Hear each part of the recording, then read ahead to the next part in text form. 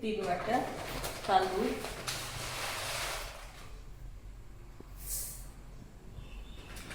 ही 1 वाटी उडद डाळ घातलेली आहे, 3 चम्मच चना डाळ घालते, 2-3 चम्मच आणि ती घालून स्वच्छ धुवून घेते आधी।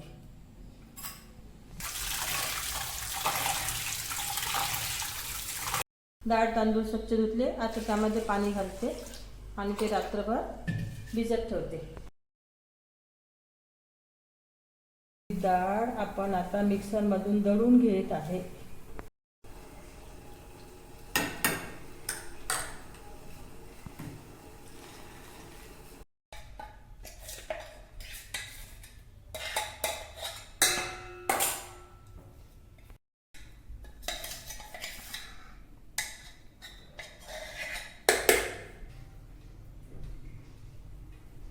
आता हे दळलेलं बॅटर रात्रभर फर्मेंटेशनसाठी झाकून ठेवते।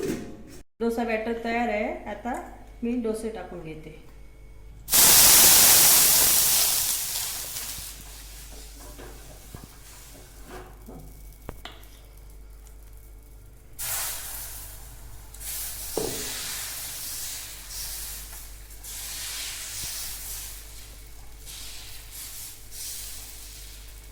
आपला डोसा तयार आहे।